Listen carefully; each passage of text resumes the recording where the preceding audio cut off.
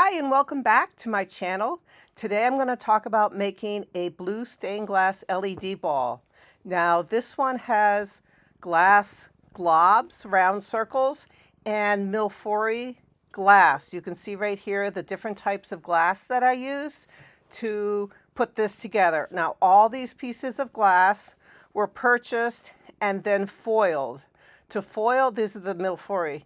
To foil these, you have to take your normal, well, I use a 7/32 inch black backed foil, and I cut it into strips that are the right width for the particular glass.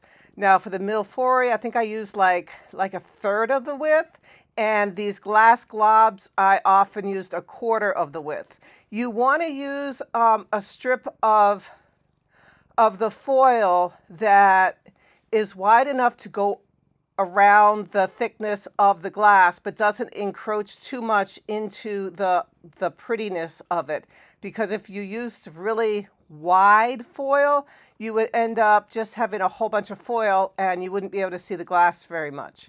Now the trouble, of course, as I talked about in other videos, with using really thin foil is you got to be really careful and not heat it up too much, or it might just pop out and you'll lose your piece of glass because it's not really sticking that much to the, it's not like overlapping into the glass.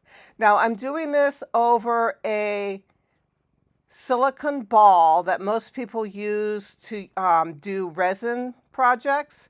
And I take the silicone ball and I fill it with stuffing, like some kind of polyfill. And at the end, you can see I put some paper towels just to kind of cap off the end of the ball so that I don't get the stuffing all icky, because I want to use the stuffing over and over. Now the reason why I use a silicone ball is that it's heat resistant, it has some give to it, and you can put pins into it if you need to help hold your pieces in place while you solder.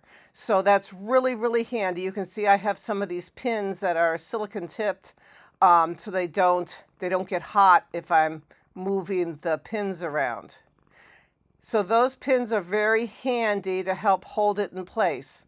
You don't want to hold it with your hand too long because the foil will heat up really, really quickly, and yeah, it's just not very comfortable. Now I'm using silicone gloves, as you can see, so that'll help protect my hands from the chemicals and the heat. I'm putting these metal hoops on my silicone ball, and I'm putting the glass globs and Milfori designs against the hoops. Now you don't have to. You could just take your silicone ball and just add your little globs all over it and not have any metal hoops. Now of course these metal hoops I did cover with foil also, because the metal hoops you usually get are some alloy metal that solder won't stick to, so you're going to have to put foil around them also. Right now I'm trying to figure out the next piece that I will put in. It's got to be pretty small, so I have a variety of pieces to use, and I'm like, okay, will that guy fit? Not there. Oops, that one kind of fell in. So sometimes it takes a while to get the right piece in the right spot.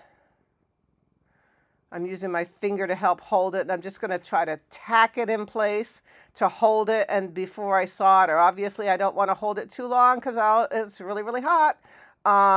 So that's one way. I'm going to use tweezers. I have these silicone tipped tweezers that I'm using, and that will be really nice to help hold it. So whenever I can use my tweezers, I will use them because that really helps. And then I'm kind of like filling in the gaps. Now I'm trying to have all the gaps filled with glass. I don't really want to fill them a lot with solder because it takes a lot of solder and it does cut into the look of your finished project. Now when you do fill a gap like this with solder, you want to do it slowly, because as you put a glob of solder in, it'll heat up the rest of the solder and all of it will just fall in. So you want to like do an area and then come back and do another area to try to fill in a gap. And I try to make it so that the gap has as little solder as possible. So you can just kind of flood some solder right on the top layer, and that'll make it less solder to use, because I actually use tons of solder in a project like this. Okay, I have another one to do. I'm going to be using this very small circle in there if I can get it to fit correctly. And I just keep going back and forth with different projects, different pieces of glass to try to get things to work.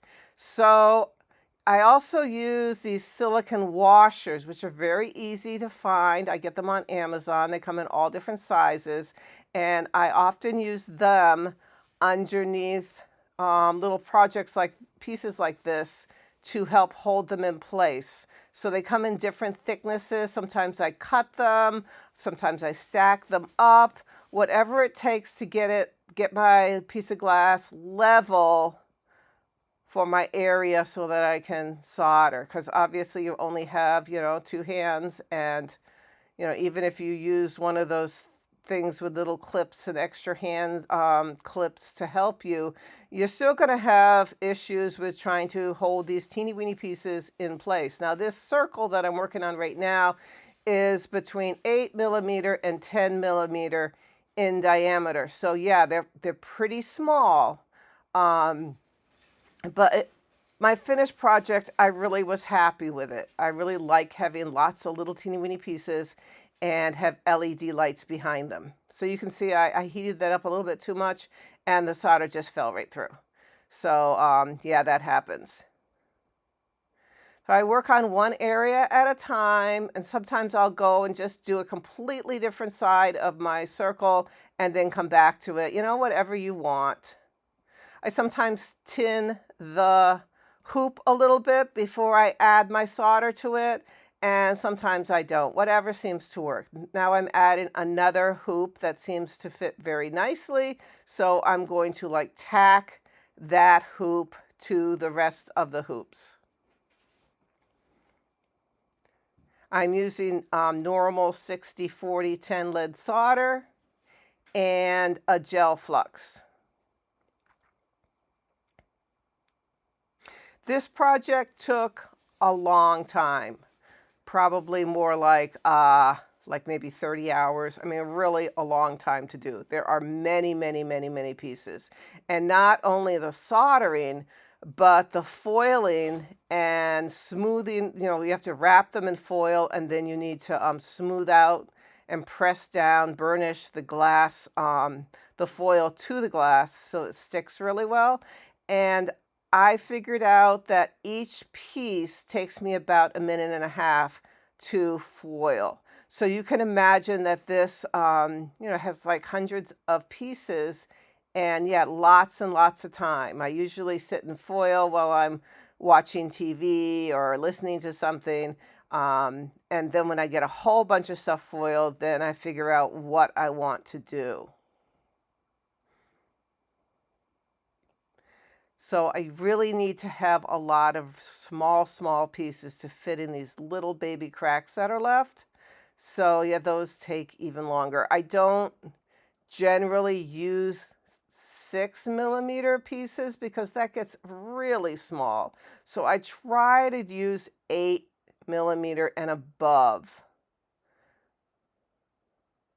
So any crack that's under 8mm, I will have to fill with solder. Plus, the smaller you get with your glass piece, the more tricky it is to foil it.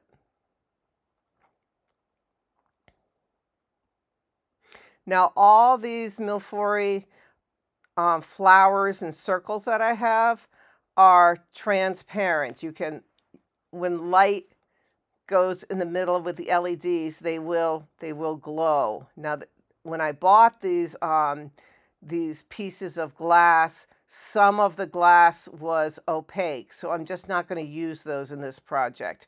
I'll give them to my daughter who does mosaics and other things that don't need to have light go through. But there wasn't that many that were opaque, so I was okay with it. Maybe like 10% of a batch that I get has a few opaque in it. And so that's okay.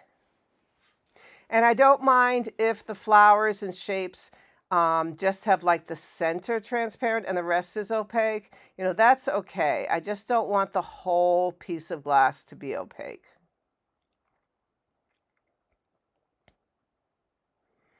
So as you can see, once I have a hoop, I fill the gaps around the hoop with whatever size circle I have that will fit. Now, obviously, this particular ball is a blue ball, so I am using glass that has different types of blue. So I want to find a glob that is blue, a little bit different than the blue ones surrounding it, and that fit the gap. So yeah, that's part of the thing that takes time, is to figure out what size you want to use. I mean, obviously this one was kind of easy because I still have large areas, but when you have small areas to fill, it's harder to figure out what glass to use.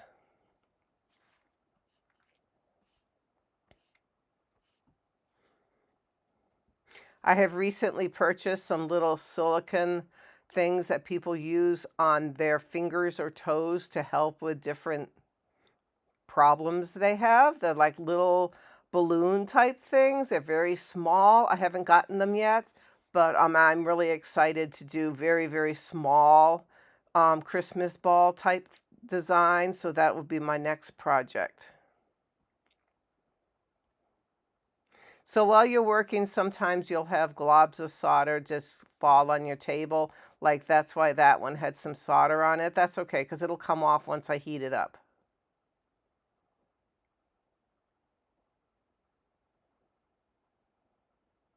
Whoops, that one fell off. Yeah, getting your project at the right angle so that you can hold your piece of glass to work on without dropping it on the table. And you know, it's always kind of a challenge to try to make it so the glass, so the solder tends to flow toward what you want and not fall. I'm trying not to have any any solder fall on the inside, like into the back of a adjacent glass ball, just because it's always time consuming and difficult to solder, like back solder the inside of your project after you're done, to try to get rid of those little drips and smudges of glass, because you don't really want those, because once you light it up, you're going to see those little mistakes on the inside, and I'd rather not have that. So I'm trying to be careful about not letting the solder spill behind the adjacent glass, but it is difficult. You will probably have some issues where a glass will, like right then, it might have slipped underneath that light blue circle, but you know, I'll fix that afterwards.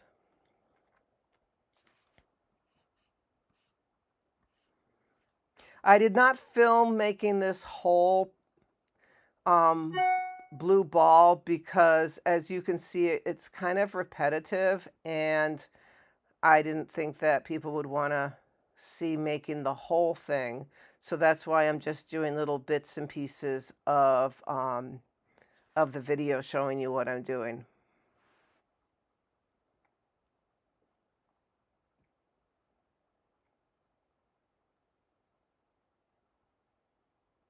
So yeah, getting a piece of washer or whatever at the exact right height, because like this piece of glass is very thin as opposed to the adjacent pieces that are thicker.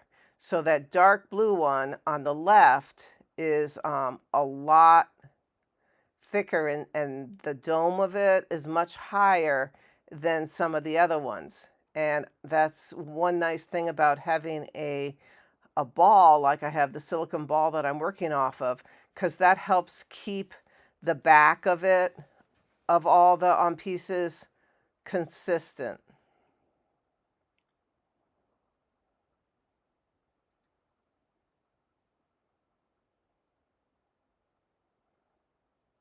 These larger light blue one, like I'm putting on right now, is quite a lot thicker than some of the other ones. And that's one of the reasons why I like to have scads, hundreds of different color glass that I've already foiled. Now, as you can see right now, I am attaching a little loop. I'm putting 3 different loops on this at the top so I can hang it.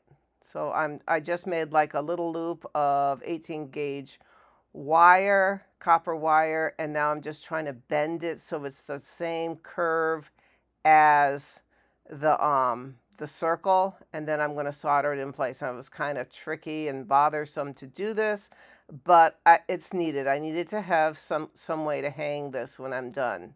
So I soldered it in place, and I had like little, like it's a circle, a little turn of the wire, and then it sticks out on both sides, so it's really well attached. This ball, as you can imagine, is quite heavy when it was done. There's a lot of solder and a lot of glass pieces on it. So I need the little handle, the little hook that I'm putting on, to be very sturdy. I don't want any chance of this thing falling once I hang it. I'm going to hang it outside, so, you know, the wind might blow. So yeah, I just don't want any problem with it. Now I made 3 of these, and I'm going to put them on in a minute, but right now I am pulling the stuffing out of the silicone ball. As you can see, there's a lot of stuffing, so I really like crammed the stuffing in there so that it was quite firm. I didn't want the silicone ball to be really squishy. I wanted it to be nice and sturdy to work on. And as I said, I am going to reuse that stuffing, so that's not, and I'll also reuse this ball in a different project, so that's really handy that you can, you know, use it again and again and again. It stays together. And right now I'm trying to get some of those washers out, well, all the washers out, so I'm dumping them out. I'm trying to loosen the washers. Some of them are kind of stuck in there, and because a glob of solder might wrap around a washer, so, you know, sometimes it takes a little bit of nudging to try to get all the washers out. And because some of the washers are clear, they're kind of a pain to see. You can see some of them are really little. So I had all different size washers. And the orange washers are obviously the bigger ones. And you can see the construction of the whole project. Right now, I'm touching up the inside. I'm getting rid of all the washers. I am kind of smoothing out any glob of solder that might be on the inside.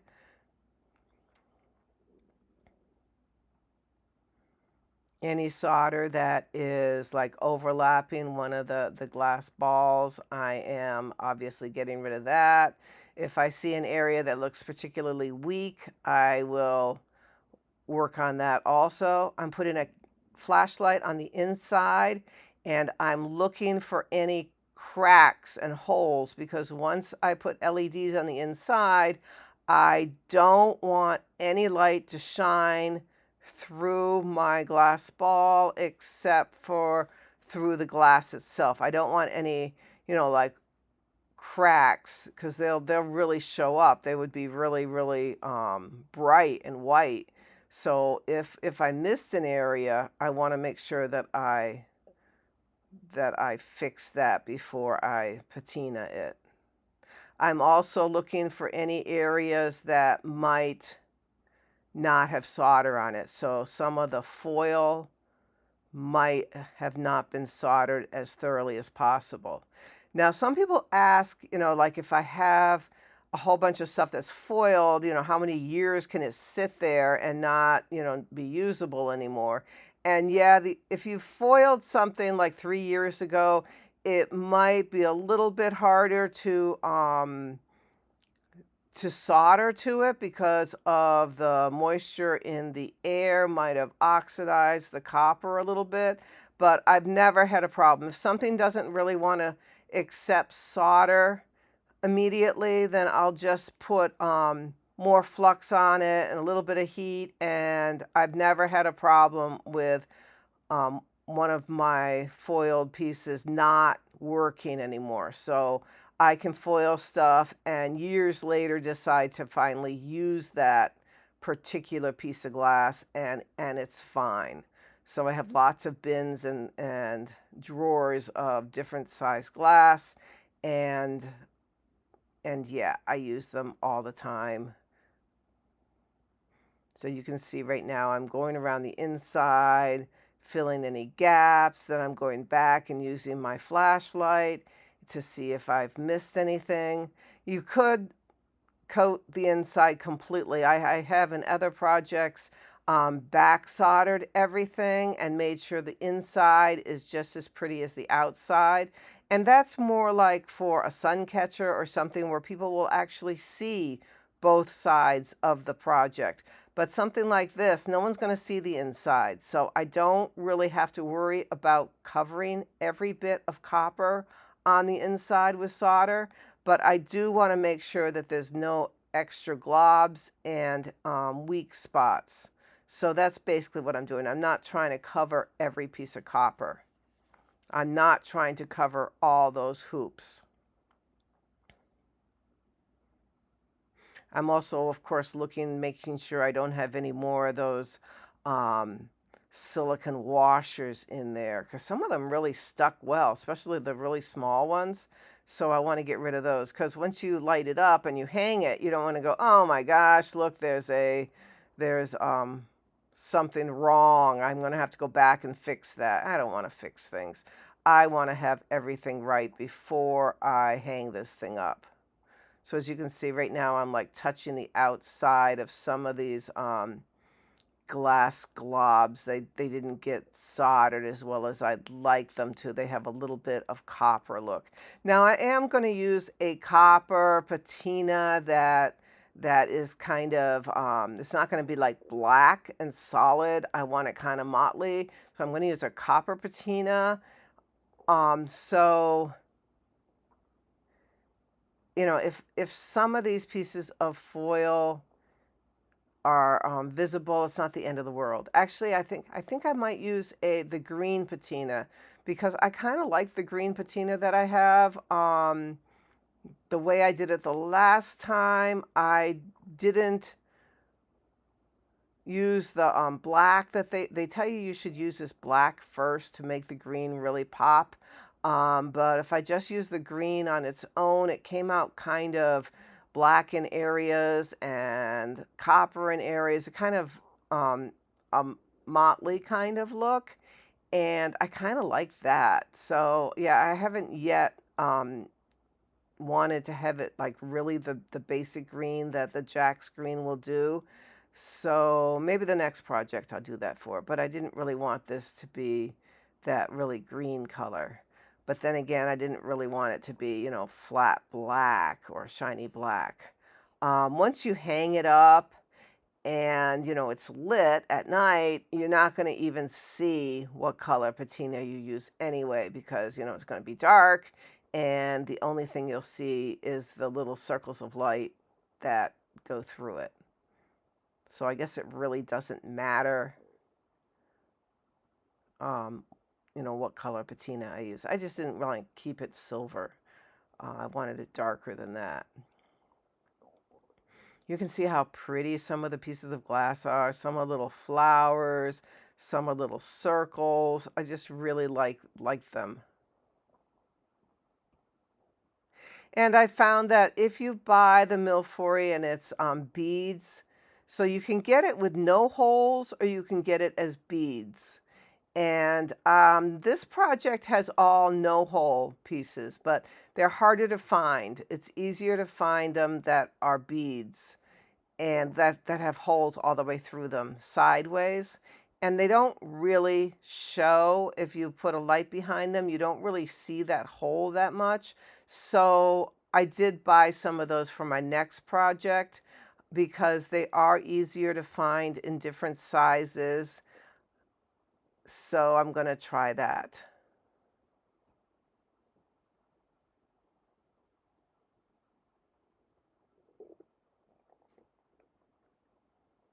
I don't know what most people do with these Milfori that have no holes, because you really wouldn't need transparent glass if you're doing a mosaic piece.